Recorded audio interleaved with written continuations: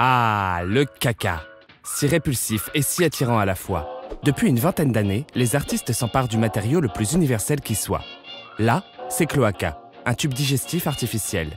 Là, c'est une crotte gonflable de McCarthy. Et là, c'est un autoportrait. Voilà, voilà.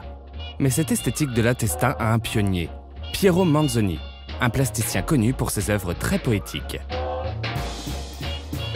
En 1961, il propose Merde d'artiste, un ensemble de 80 petites conserves remplies d'excréments. Il les met en vente contre l'équivalent de leur poids en or. Et ça marche! Alors au-delà de la provoque, une vraie question se pose. Qu'achète-t-on au fond quand on achète de la merde d'artiste en boîte?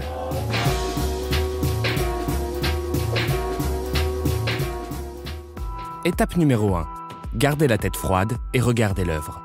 Merde d'artiste, contenu net, 30 grammes, conservée au naturel, produite et mise en boîte en mai 1961. Signature et numéro sur chaque couvercle. Très pro, rien à dire. On est donc allé soumettre l'objet à un professionnel du marketing. Alors la boîte de conserve, c'est un produit étalon de la grande distribution. Quand on veut jouer avec les codes du commerce, c'est l'assurance de l'efficacité immédiate. C'est pas pour rien que ça a été repris après par Warhol. La boîte de Manzoni ne contient pas de la soupe. Elle dit contenir de la merde. La sienne, a priori. Alors est-ce qu'il y a de la merde dedans? C'est pas le sujet, en fait, on s'en fout parce que je n'achète pas du caca.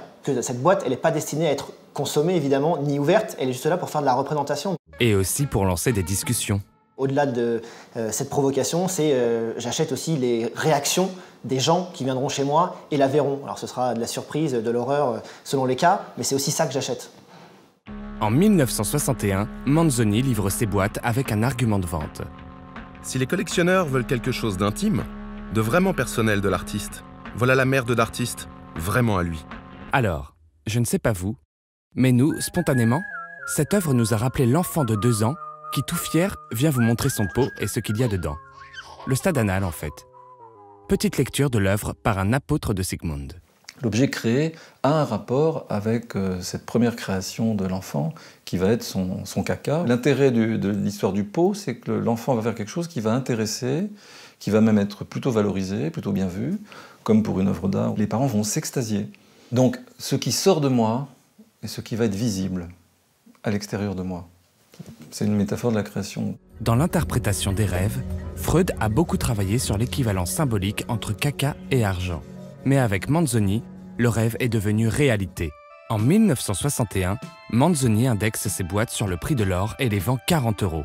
En 2016, loin, très loin du cours de l'or, une boîte de merde est partie à 275 000 €. C'était quelqu'un d'assez drôle, je pense. Mais on ne peut pas dire que Manzoni aura beaucoup profité de la hausse exponentielle de sa cote. En 1963, il meurt d'une crise cardiaque, bien avant d'assister à un nouveau coup de théâtre. Ça faisait 2 semaines qu'elle était exposée et elle a commencé à fuir. Ce conservateur d'un musée danois venait de se faire surprendre par 40 ans de fermentation.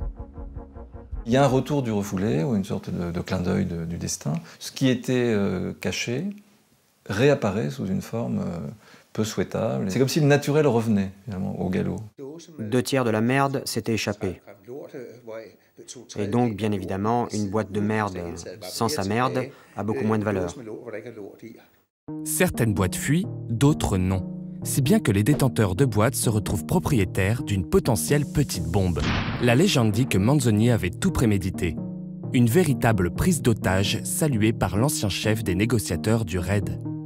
L'artiste est dans une espèce d'arrogance mégalomaniaque qui est terrible. J'ai eu souvent le cas sur des prises d'otages avec des individus bardés d'explosifs. Il y a un côté extrêmement jouissif pour eux de pouvoir se dire « je vous inquiète, hein, j'ai un pouvoir de nous détruire tous ». C'est le fait qu'aujourd'hui, cette œuvre, elle est instable. Le collectionneur qui investit dans sa boîte, il investit dans un risque.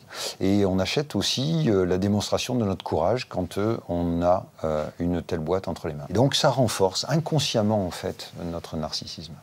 Vous pensez qu'on va trop loin? Pas tant que ça, en fait. Plus le produit c'est de la merde, plus je suis obligé de raconter une histoire autour. Quand le produit est super bien, il se vend tout seul pour de la merde, c'est bien qu'il y ait une histoire.